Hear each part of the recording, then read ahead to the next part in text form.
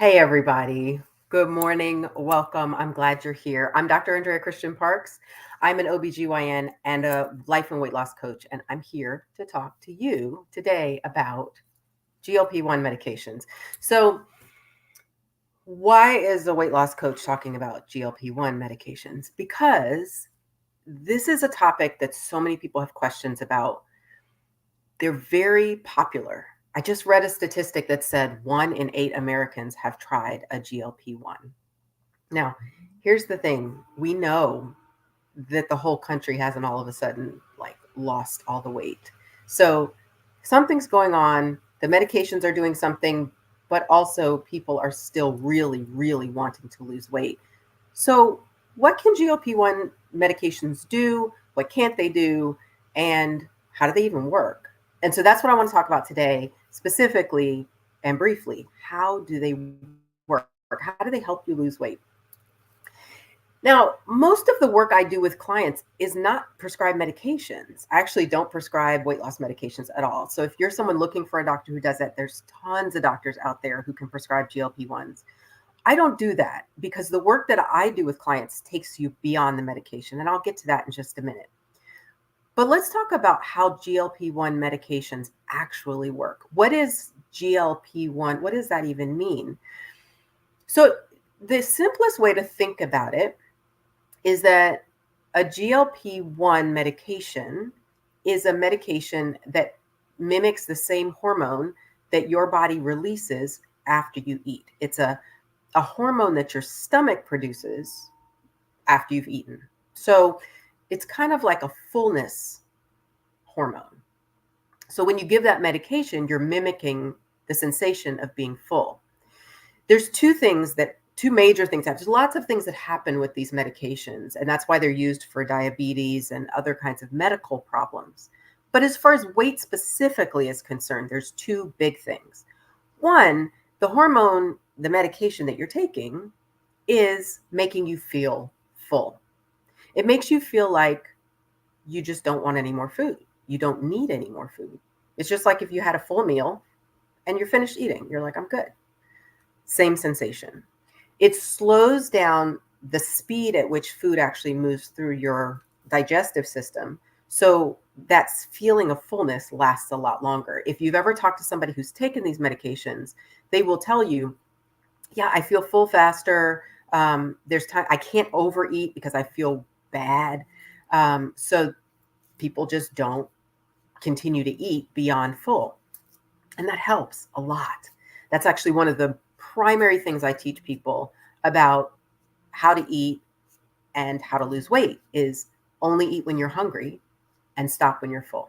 So that medication, the GLP-1, helps you feel full faster and for longer. So that's one big thing.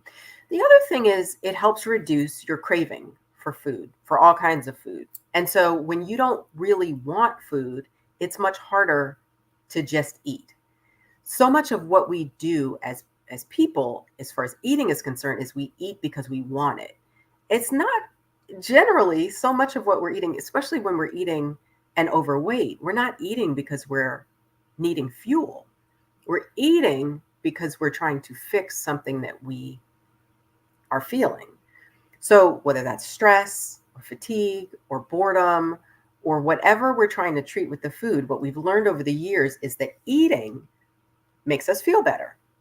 And it makes us feel better in two ways. One is it makes a little hormone in our brain called dopamine happen, and that makes us feel good temporarily.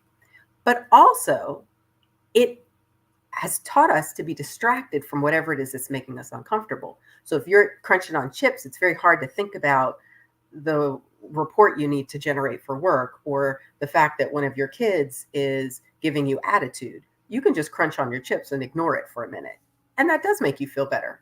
Again, only temporarily. And that is the problem. So what about the GLP-1s?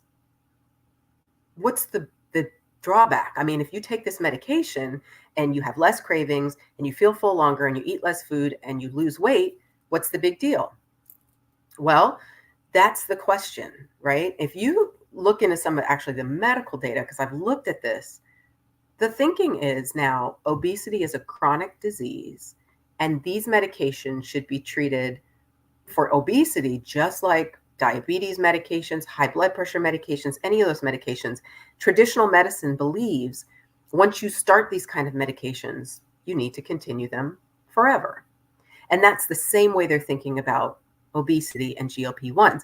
The problem with the GLP-1 is that if you stop it, the effect goes away.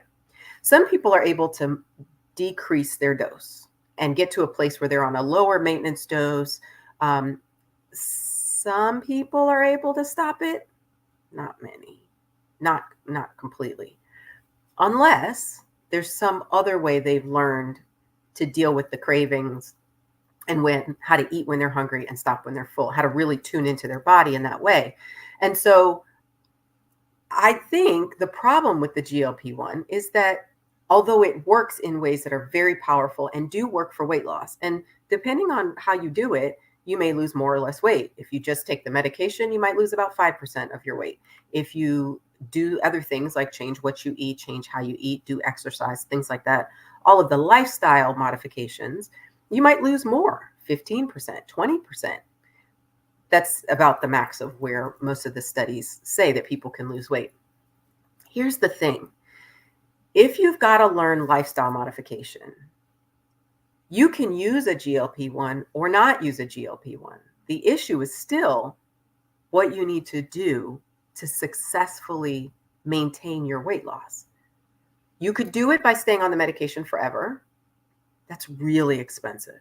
Any of you who've gone looking for these medications know they're pricey. You're spending hundreds at least a month to stay on these medications, and you're going to do that for years and years and years. Or you could use them temporarily and get help working on your lifestyle, getting yourself into a place where you're eating differently, where you're able to take care of your body, where you're able to deal with stress and your emotions differently so that you don't have to medicate them with food. That's the work I do with people. So with or without a GLP-1, the work I do with people helps permanent weight loss happen and maintain it. So what do you need to do? Well, you need to talk to your doctor. If you really think you want to be on a GLP-1, there's criteria, there's things that doctors can make arguments for why this medicine should be covered for you, depending on whether you have medical problems or how much weight you have to lose. But in the end, you really want another game plan to go along with the GLP-1. You don't just want to do the medication, because by itself, you're not going to get the results that you want, and you're not going to be able to maintain it for a lifetime, which is what you really want. You're not trying to drop 20 pounds for a wedding. You're trying to lose weight, get healthy, feel good, and continue to feel good. So if you want the kind of help that I offer with the lifestyle medicine, the lifestyle modifications, if you want to learn how to eat in a way that supports your body and learn how to deal with the triggers that make you eat and overeat, that's what I'm here for. Definitely spend time on my YouTube channel. I have an amazing workbook out right now for free that you can download right from my page on my YouTube channel. All you do is click on the link and you'll immediately get that workbook. And that can get you started with some of the work that you need to do internally to help you be successful with weight loss. Also, if you want to work with me personally, you can go to my website. That's www.drandreachristianparks.com and click on my calendar and make a consultation. And then we can start talking about what you need and how to achieve the permanent weight loss that you are looking for. I hope you find this very helpful. I can't wait to talk to you all again next week, and I will see you soon. Oh, one more thing. For those of you who are women at that certain stage of life, where we're making that transition into menopause, I'm here with you. I am doing a podcast tonight, and I want you to just go look at my Facebook, Instagram, you just anywhere. I've put the link to a podcast episode tonight. We're talking about the intersection between wellness, weight loss, and perimenopause and menopause. So all that discussion is happening tonight from a Christian perspective, which is, of course, where I live, and I'm offering it to you. So if you want to join us there, I can't wait. It's at 7:00 tonight. And if you want to just get the replay, you can do that too. All right. Okay. I'll talk to y'all soon. Have a good one. Bye.